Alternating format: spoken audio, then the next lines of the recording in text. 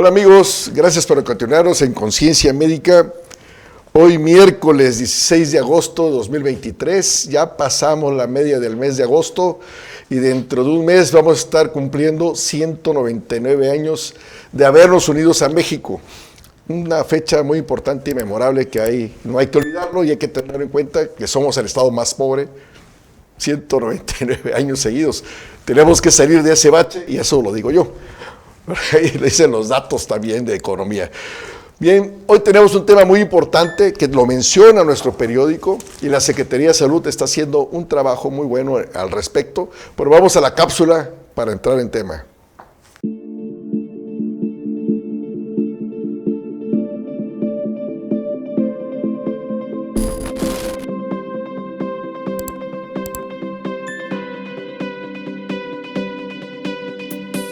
El dengue es una enfermedad causada por un virus y se transmite a las personas por la picadura del mosquito portador de la enfermedad. El dengue no se transmite de una persona a otra y actualmente no hay vacuna para combatirlo. Es común en regiones tropicales y subtropicales como Centroamérica, Sudamérica y lugares donde se estanca el agua. Existen 3 manifestaciones diferentes de la enfermedad que son fiebre de dengue, fiebre hemorrágica y shock hemorrágico. Los síntomas del dengue aparecen después de un periodo de 4 a 7 días. Se presentan como fiebre, dolor de huesos, dolor de cabeza intenso, náuseas, vómito e insomnio. Y en casos graves, hemorragia, convulsiones a causa de la fiebre y deshidratación severa. Algunas medidas de prevención son usar ropa que cubra la mayor parte del cuerpo, no exponerse a la picadura de los moscos, usar repelente contra mosquitos, lavar constantemente contenedores de agua, así como tinacos y cisternas. No hay vacuna para combatir el dengue, por eso, si vas a viajar a un lugar tropical, cuídate de los piquetes de los mosquitos. Hoy en Conciencia Médica, te invitamos a conocer más acerca de esta enfermedad que año con año aqueja a un gran sector de la población y cómo combatirlo. Acompáñanos.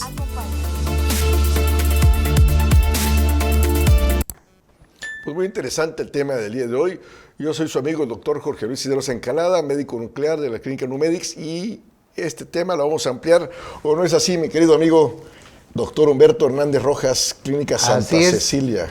Son las 5 de la tarde, 5 y cacho de la tarde, ¿verdad? Perdón, 5 y cachito, un error en vivo, pues todo el mundo lo tiene, ¿no? Sí.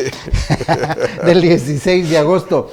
Este tema ya lo veníamos platicando con nuestro invitado que tenemos aquí presente, el doctor Gustavo Miguel Vázquez Hernández, el miércoles pasado que tuvimos y lo comentamos, como él es el experto en urgencias médicas, le dije, oye, te podemos invitar al tema de dengue porque ahorita está en su mero punto en la enfermedad, no solamente en Chiapas, no solamente en México, sino en todo el mundo.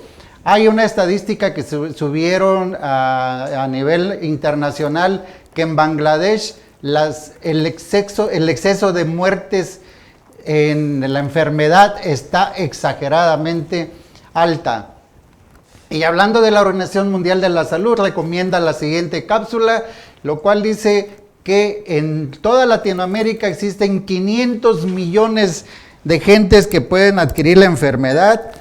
Hay 28,000 pacientes graves y 1,534 muertes que hubieron el año pasado. Eso estuvo comentando también nuestro secretario de Salud, el doctor Pepe Cruz, que está preocupado porque hubo una muerte de un niño de 10 años de edad en frontera con Malapa y declara al estado de Chiapas en alerta sanitaria, principalmente en 10 municipios que son Tapachula, Tonalá, Comitán, Venustiano Carranza, Chiapa de Corzo, Motoslinta, Ocosingo, Tuxtla Gutiérrez, Ocoltenango y Copainalá. Se calcula que en Chiapas hay 2,916 casos y confirmados 488. Eso es lo que dice nuestro secretario de Salud, pero yo tengo otros datos, como dice el presidente de la República, ¿no? Y bueno, pues vámonos directamente al tema para que usted se entere de dónde viene, por qué viene, cómo lo podemos adquirir, cómo lo podemos prevenir por parte de nuestro invitado. Bienvenido a Conciencia Médica y te cedo la palabra porque el tiempo se nos va. Muchas gracias por la invitación, con el gusto de siempre, con el doctor Cisneros, el doctor Hernández, con los amigos de Conciencia Médica, el amable auditorio que nos acompaña. Únicamente hacer énfasis que estamos en el marco, en el preámbulo del Día Internacional contra la lucha contra el dengue, que considero bastante pertinente tocar hoy el tema o hablar de eso aquí con ustedes, más que nada porque ya hemos visto que estamos en temporada alta de dengue con el inicio de lluvias hasta el fin de las lluvias y siempre en la zona en la que vivimos, zona endémica totalmente, tiene varios climas, tropical, subtropical y muy cerca de estar de la zona selva, ¿no?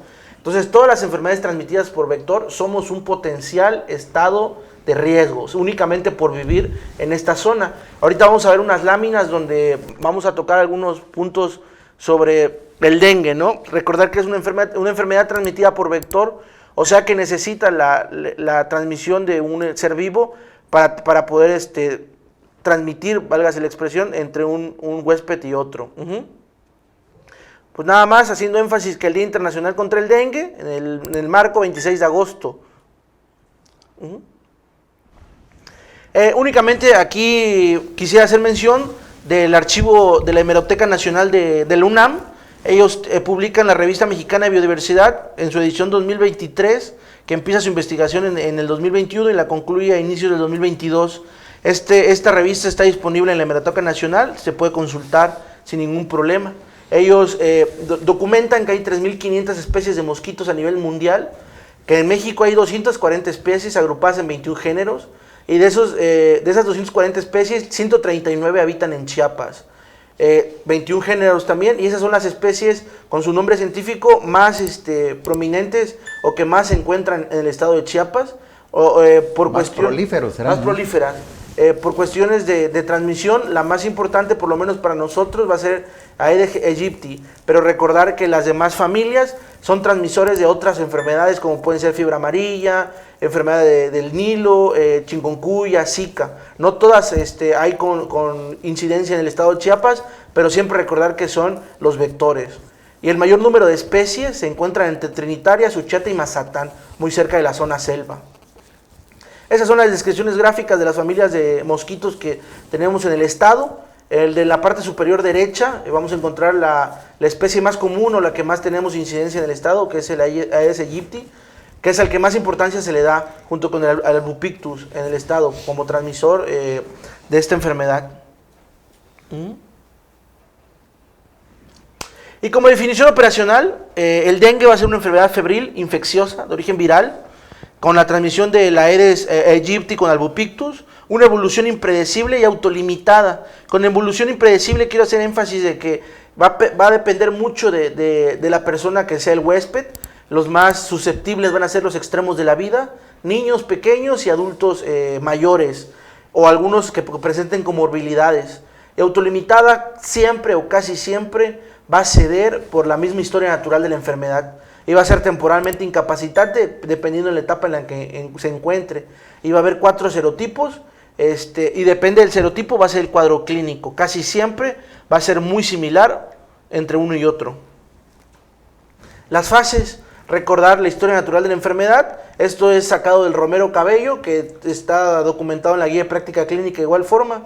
La incubación de 3 a 10 días, la fase febril, que puede durar de entre 2 y 7 días, donde va a haber rubor, eritema, mialgias, dolor de músculos, artralgias, dolor de articulaciones y dolores de cabeza, entre otras cosas. La fase crítica va a ser entre el 13º y 7º día, en donde va a haber disminución de las células blancas que se pueden ver desde una citometría hemática o conocida como VH, va a haber disminución de las plaquetas, que es lo más común, y fuga plasmática.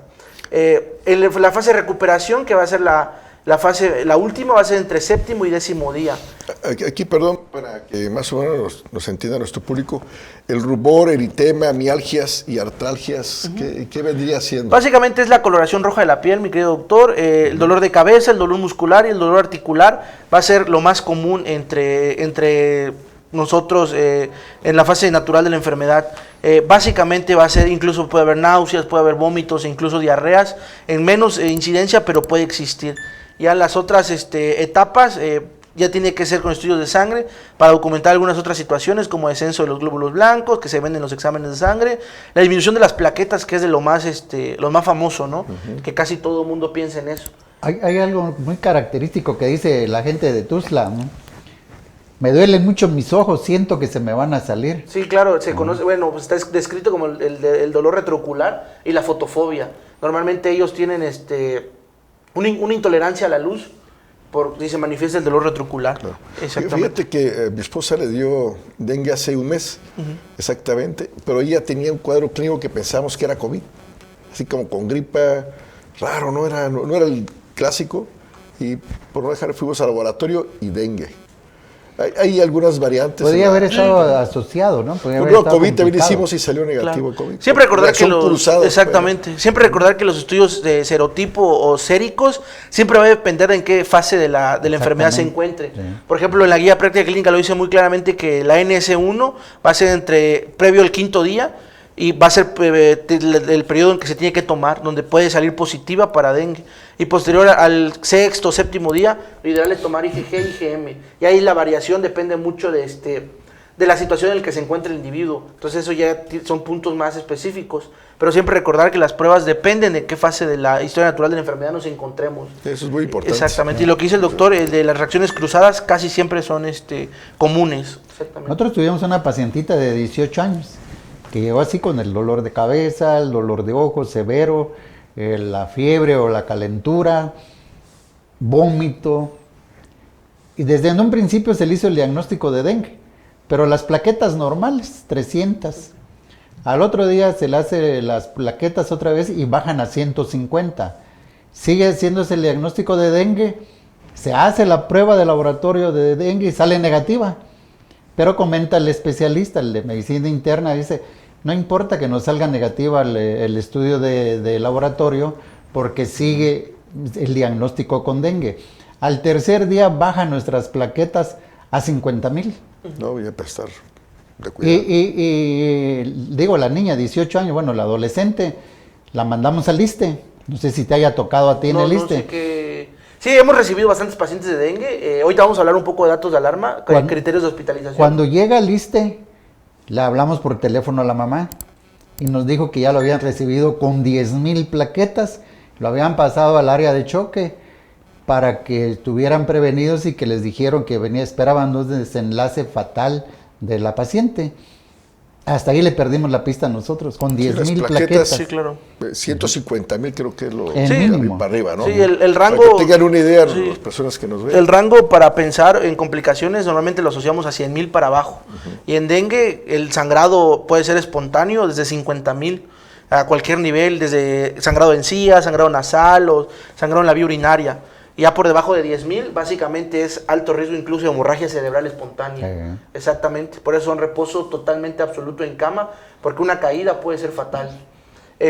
Ahorita vamos a hablar un poco de los criterios de hospitalización, cómo se clasifica actualmente el dengue.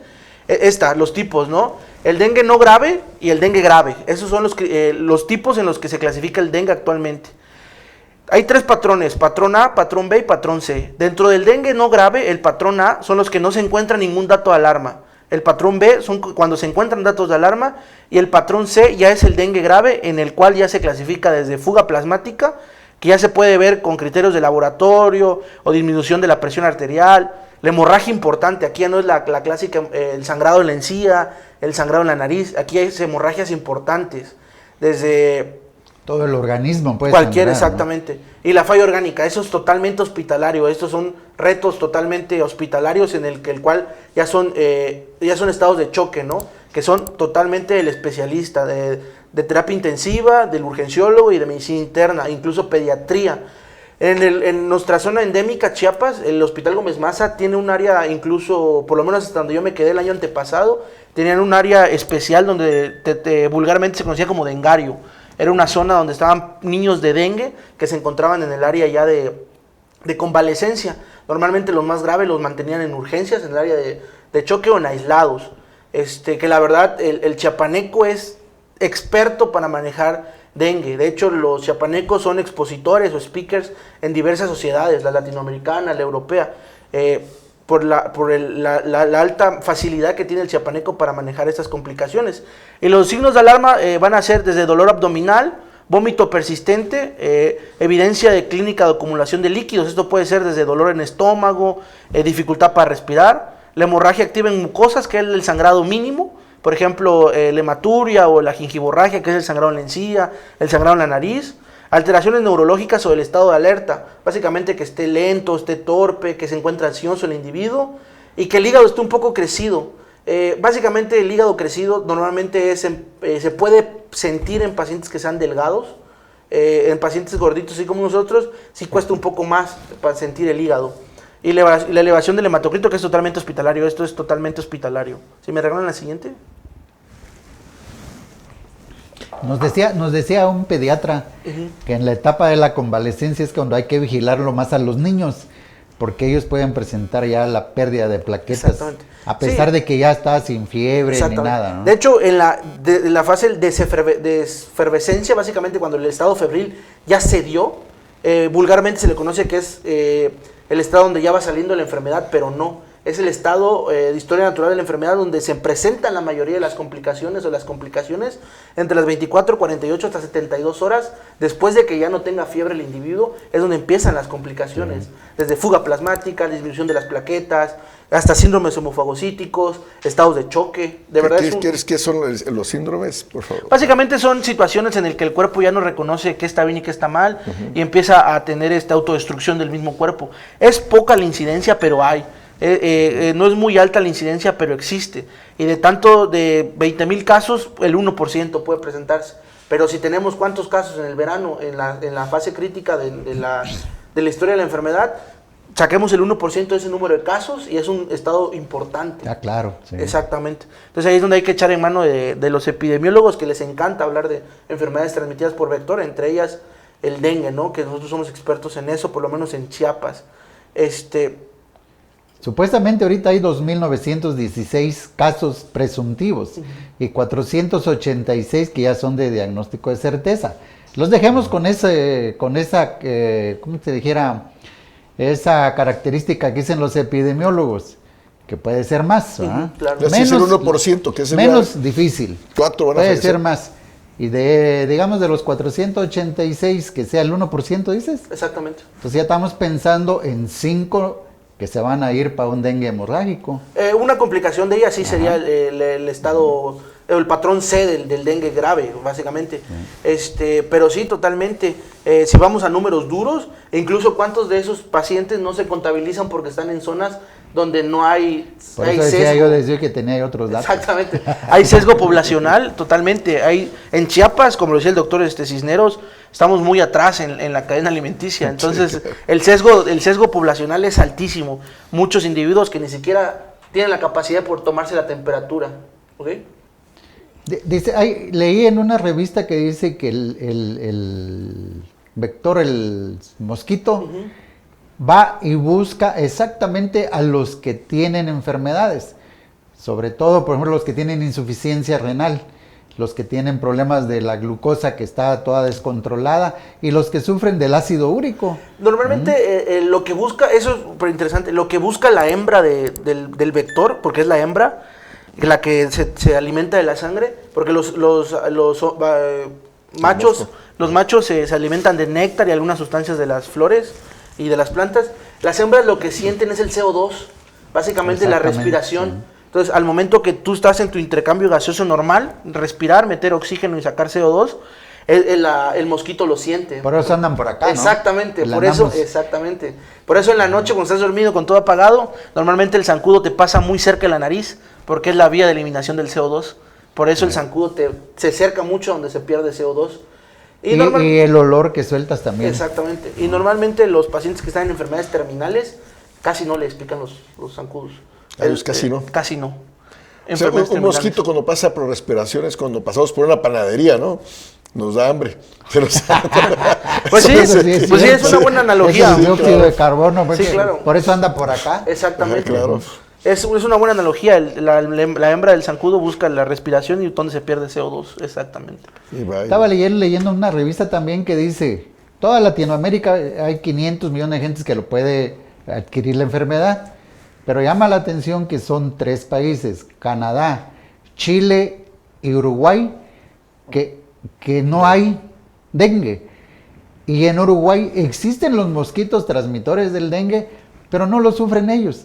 Hay que ver qué características hereditarias deben de tener los de Uruguay, porque los de Canadá y de Chile, bueno, puede ser el frío, ¿no? Claro, la altura, siempre la altura, entre más metros sobre el nivel del mar se encuentra en la ciudad, menos probabilidades de que el zancudo, el mosquito transmisor de las enfermedades transmitidas por vector, tenga la capacidad de estar. Eso sí, hay algunas especies que básicamente se ponen la bufanda y aguantan metros sobre el nivel del mar, pero Chile, al que encontrás en la cordillera, yo me imagino que es por eso, y Canadá también la altura es muy importante. Uruguay yo creo que tiene mucho que ver con los millones de habitantes que se encuentran, que son muy pocos. Uruguay es un país chiquitito, que tiene muy pocos millones de habitantes. 5 millones, sí. Exactamente. Caminas 10 pasos y ya estás en la frontera. Exactamente, yo creo que tiene mucho que ver con esas situaciones.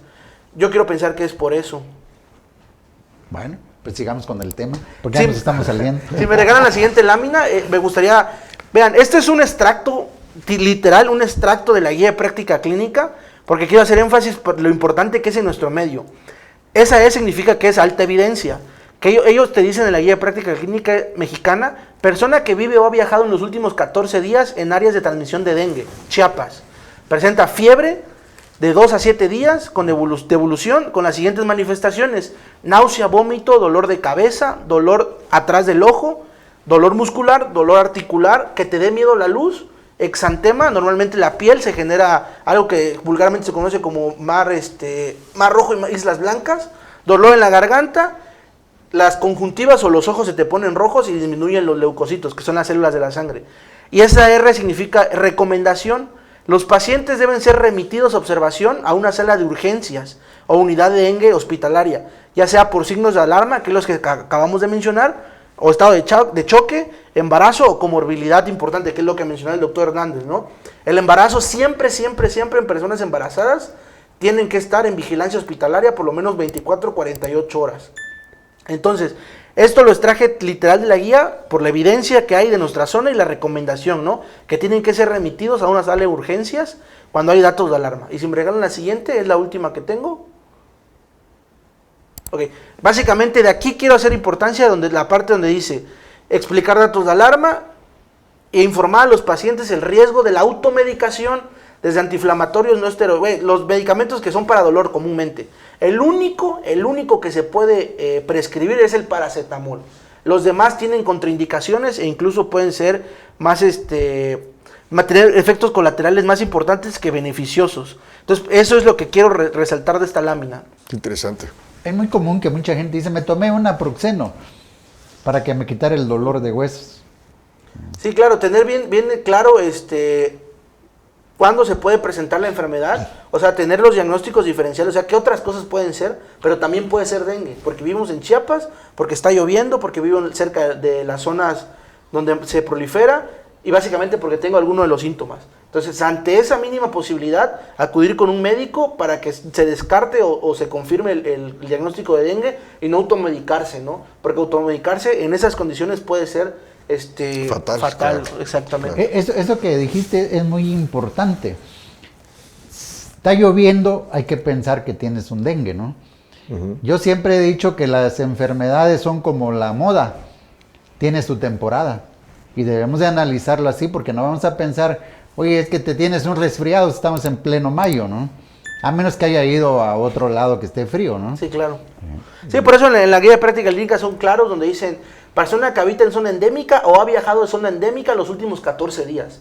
Con eso abre la guía de práctica clínica, y creo que con eso es más que suficiente para darnos cuenta de que Chiapas va a ser endémico siempre. Y es todo el estado, ¿verdad? Todo el estado, estamos muy cerca de la zona selva, y básicamente toda la zona que está pegada a la frontera con Guatemala, Soconusco, y la parte del centro. La zona altos normalmente es baja la incidencia precisamente por los metros sobre el nivel del mar, en el que el mosquito no puede sobrevivir. Pero sí hay bastante mosquito y zancudo ya en San Cristóbal. Es diferente tipo de fauna, pero casi no hay transmisión por vector ahí. Que es lo mismo que pasa en Canadá, en Chile y en Uruguay, ¿no? Por eso es recordar pues, que Chiapas tiene todos los climas, ¿no? Tiene mar, tiene selva, tiene tropical, subtropical, frío, en tan solo pocos kilómetros, ¿no? Y ahorita, por ejemplo, que dijo el secretario de Salud, alarma sanitaria para todos los municipios. ¿Qué medidas preventivas podemos hacer? Sí, claro, por supuesto. Incluso la guía práctica clínica lo dice. Desde tener pabellones en casa para dormir hasta tener pabellones en las ventanas, puertas, es importante. El uso de ropa que no descubra muchas partes del cuerpo y el uso de sustancias que sean que alejen el vector desde...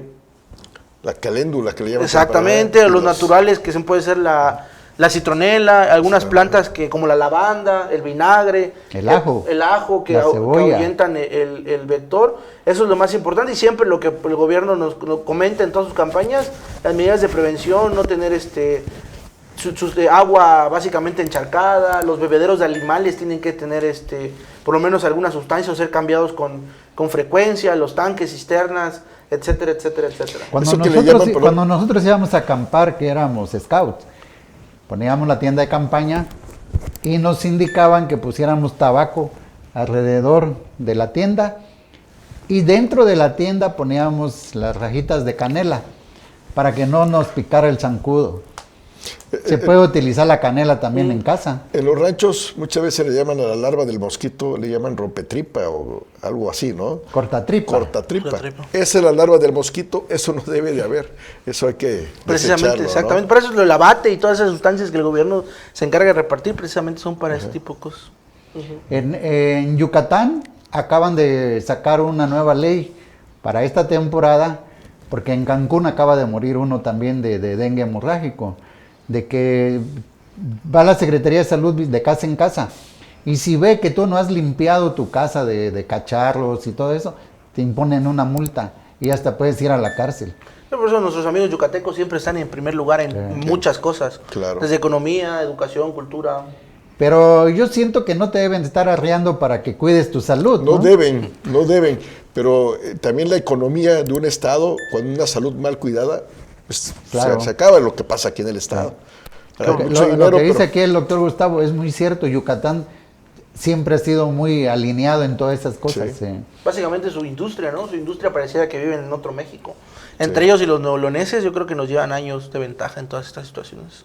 Un primo compró un rancho allá en Yucatán y llevó el alambre, pues, los rollos de alambre, y le dijo a uno de sus empleados, un yucateco, le dijo: todos esos alambres me lo vas a guardar en la bodega, no se lo vayan a robar. Y que le contestó el yucateco: patrón, dice, ¿quién no está en Chiapas? Dice. Y ahí lo dejaron 7 días los 20 rollos de alambre, y ahí seguían los 20 rollos de alambre. Y él estaba espantado, pues de que no se lo habían robado. Sí, definitivamente.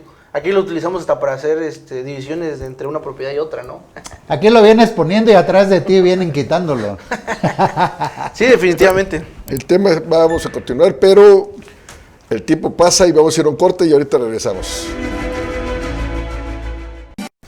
Bueno, siguiendo aquí con los amigos de Conciencia Médica, la amable auditorio que nos acompaña, con el doctor Hernández, el doctor Cisneros, nada más hacer énfasis de las posibles complicaciones que puede tener el estado de choque o las complicaciones como síndrome hemofagocítico o algunas situaciones totalmente irreversibles como el descenso abrupto de las plaquetas hasta tener sangrados importantes, entre otras cosas.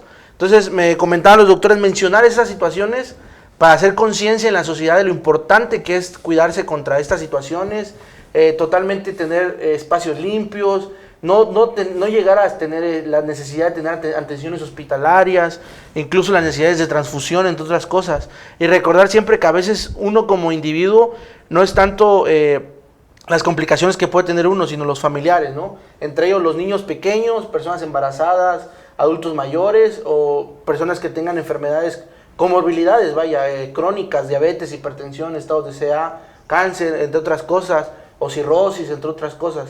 Que estos individuos básicamente se complican a tal grado de que la mortalidad es muy alta, ¿no? Entonces, lo ideal es no llegar hasta esas situaciones, evitar la estancia hospitalaria, no exponerse mucho a la enfermedad, porque aunque se haya padecido 1, 2, 3 veces, los serotipos son 4, ¿no? Y no sabemos en qué momento te puede dar el serotipo que pueda ser totalmente desenlace fatal, ¿no? Desenlace fatal, exactamente. ¿no? Hay algo muy importante que hay que hacerle ver a la gente que nos está viendo, sobre todo los de Chiapa de Corzo, y muchas gracias por estarnos viendo, y un saludo a la señora Lorena Hernández, que es asidua y fanática de nuestro programa, porque dice que lo que no lo encuentra en el libro, lo encuentra aquí con nosotros. Muchísimas gracias. Pero antes había un mosquito también en Chiapa de Corzo que ocasionaba muchos problemas, ¿te acuerdas? No sé en qué situación estamos hablando, pero ¿hablamos de una persona? Sí. Bueno, hay que recordar que es obligación del gobierno. Sí, claro. Pero darnos las medidas preventivas, como lo que estamos haciendo aquí en este programa. Pero no todos se lo podemos dejar al gobierno, se lo podemos hacer en casa, ¿no? Es más obligación de nosotros de levantar todas las cosas, que puede juntar agua, que puede guardar la humedad, porque el mosquito busca dónde dejar sus huevos o huevecillos en zonas húmedas y aguas estancadas. Como dijiste tú, cuando encontramos el cortatripas, es seña que ya esa agua tiene mucho tiempo y es uno de los desencadenantes de que puede ocasionar la enfermedad en la casa, ¿no? Claro. Definitivamente. Sí, y lo que platicamos fuera de aire, que es, si se enfermó uno una vez, 2, 3 veces, como decía el doctor Vázquez, pues el riesgo de que te mueras es muy alto. Entonces hay que cuidarse. Y decían también que si se puede contagiar, pues solamente es por el vector, el mosquito, que me pique a mí y luego le pique a otra persona. Entonces en la casa hay que tener mucho cuidado de que no haya zancudo. Fíjese, doctor, que hubo algo muy curioso. Hace 2 o 3 años salieron unas publicaciones, una revista de medicina de urgencias española, donde ellos aislaban la primera, o por lo menos documentaban la primera vez que veían el dengue no transmitido por vector, por relaciones sexuales. De una española que vino a México, tuvo relaciones sexuales y llevó incubando la enfermedad, y allá hizo las manifestaciones clínicas. Y se asoció a que era no transmitida por vector, sino por relaciones sexuales. Pero puede haber sido contacto de sangre, ¿no? Por los fluidos, exactamente. ¿no? También. Fue sí. Básicamente, fue por Así fluidos. como el SIDA. Exactamente. Al fin y al cabo es un virus, Sí, el claro. VIH. Entonces, se documentó que fue transmitido no por vector, sino por relaciones sexuales. Exactamente. Y fue un tema de investigación en España en ese momento. Pues son Entonces, casos raros, aislados, ¿no? Exacto. Yo creo que es de las menos cosas que nos debe preocupar cuando hay otras tantas enfermedades de transmisión sexual. Cuídate de las españolas. Ese es el cortatripa, el que están viendo en pantalla, que es la larva del mosquito. Ese se va a convertir en mosco después y puede salir y nos pica, ¿no? Y nos infecta. Exactamente. Entonces hay que tener mucho cuidado. ¿Nos pica o nos muerde? Pues pica. Sí, porque yo creo sí que tiene pico. sí tiene. Sí. Sí, yo creo que sí es correcto decir. No, pues únicamente recalcar lo importante de lo que mencionan ustedes, ¿no? Que sí es responsabilidad del gobierno darnos las herramientas, hacer la conciencia moral, hacer la medicina de salud pública, pero pues el gobierno no es el que se va a enfermar, ¿no? Sí. Y no es el que se va a morir y no es el que va a tener los desenlaces que pueden ser fatales. Qué buen comentario ese, ¿eh? Eh, Ellos y- no son los que se van a morir, somos... Sí, y es los importantísimo. Ahorita está la temporada de fumigación, sobre todo aquí en Tuzla. La gente, en vez de abrir las puertas y ventanas, la cierra, dice, porque apesta mucho. Y deberían de cooperar y abrir Claro. puertas y ventanas para que entre todo lo que están, Sí. el trabajo que están haciendo los de Sí, fumigación. incluso ahorita que estaba la pandemia COVID, no sé, era muy común ver que en algunas poblaciones o algunas comunidades cerca de la capital, muy muy cerca de la capital, no aceptaban las fumigaciones de dengue, porque decían que ahí se transmitía el COVID.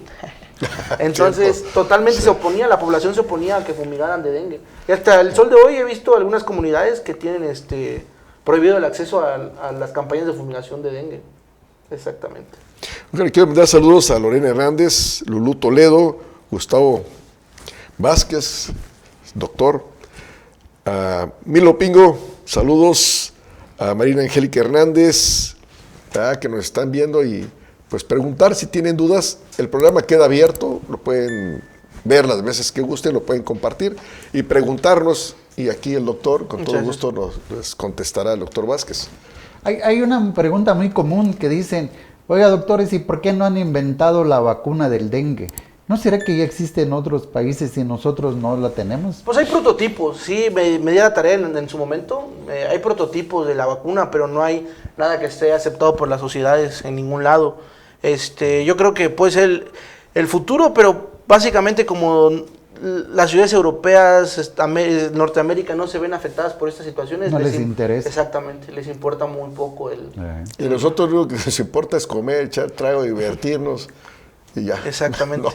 Fíjese que ahorita recordando alguna vez mi mamá me contó de que mi abuelo le daba como tratamiento a los pacientes con dengue turrón, Ajá. ¿sí? El turrón, El azúcar. exactamente. Es el merengue para Exactamente, al ser producto hecho de albúmina de huevo, pues se supone, o quiero pensar que disminuía la extravasación de líquidos de entre el intersticio para afuera y aumentaba ligeramente las plaquetas, que era el tratamiento que se daba en esa época, que ejerció en el 80, 70. Pues Entonces, tiene lógica, ¿cómo no? Claro. pues sí, pero yo creo que la absorción por vía oral es muy baja. Entonces, básicamente queda en el empirismo, pero pues es una curiosidad bastante de nuestro estado, bastante... También como dicen que el agua de coco, ¿no? También. El agua de coco, también sí. el agua de coco, Pero te estimula las defensas. El agua de coco es muy parecido, se supone que, ya había habido estudios sobre eso, se supone que el agua de coco es muy parecido al plasma sanguíneo. Es lo más parecido que podemos encontrar en el aporte oral. Por eso incluso para estados de deshidratación severa se puede recomendar El agua de coco. Incluso varios personajes crudos por ahí se utilizan el agua de coco como Sí. rehidratación. Está como el ajo. agresiva. La gente que consume mucho ajo no le pica el mosco ni el zancudo. El Lo complejo repele. B también es mito o realidad. No, yo creo que es más mito. Incluso yo creo que hoy en día estamos viviendo una pandemia de uso excesivo de complejo B y que básicamente tiene como consecuencias el descontrol metabólico en pacientes diabéticos, o sea, hacen picos hiperglucémicos o hacen reacción en sitio de punción. Básicamente he visto abscesos por inyecciones de complejo B. Entonces, tiene sus indicaciones muy precisas, pero yo creo que ahorita estamos viendo una pandemia de abuso del complejo B. Sí, produce dermatitis también, produce acné, ¿no? El Exactamente. complejo B, ¿no? Entonces, Eso sí es muy cierto. Ya todo el mundo tiene su complejo B en la bolsa, porque dice que les va a ayudar en todo. Entre eso y la dexametasona, yo creo que es de la... Ah, no, ya olvídate la hexametasona, ya como que si fueran vitaminas como lo utiliza Sí, la gente. Exactamente, entre eso y la dexametasona creo que vivimos en un estado en un momento de pandemia de uso excesivo de complejo B. Por eso deben de ver el programa y compartirlo, porque las complicaciones de automedicarse, pues al menos a mí es lo que me da de comer, ¿verdad? Porque Definitivamente. más complicaciones. No le ha de llegan comer cáncer, aquí hasta ¿verdad? Gustavo porque él se dedica pues a las urgencias médicas. Sí, claro, y luego me los mandan a mí también para hacer los estudios. Sí, claro. No, pero creo que sí es bastante importante la cultura de no automedicarse, es bastante importante. Incluso algunos países no pueden vender un medicamento, ninguno, desde el más básico que sea, si no hay una receta, una prescripción. Eso está muy bien, así debe de Yo ser, también creo que sí. ¿verdad? Bueno, aquí ya quisieron hacer eso también con el antibiótico, porque el abuso del antibiótico ha provocado que muchas enfermedades se vuelvan resistentes. Claramente. Entonces sacaron una norma donde decían antibióticos únicamente con receta médica. ¿Qué hicieron las cadenas farmacéuticas? Poner un consultorio al lado. Claro. Y no Así es de consultorio, sencillo. es orientación médica. Ya no es Pero fíjese, consultorio. qué curioso, tío, fíjese, perdón, doctor Hernández, qué curioso, porque precisamente la erradicación de la cardiopatía reumática, se debe al uso o el abuso de antibióticos. Claro. Entonces, eso es exacto, a nivel histórico en los 80s, 90s era muy alto, a mí ya no me tocó, pero era muy alta la incidencia de cardiopatía reumática, por fiebre reumática. Y Jugueteaban la penicilina. por en el uso, aquella ajá, época. exacto, por el abuso o el mal uso de los antibióticos, la cardiopatía reumática hoy en día es casi nula. Sí. Exactamente. Sí. En aquella época era la penicilina procaínica que se utilizaba. Que tengo gonorrea, van 4 o 5 ampolletas de penicilina. Que tengo gripa y van 4 o 5 ampolletas. Para todo era.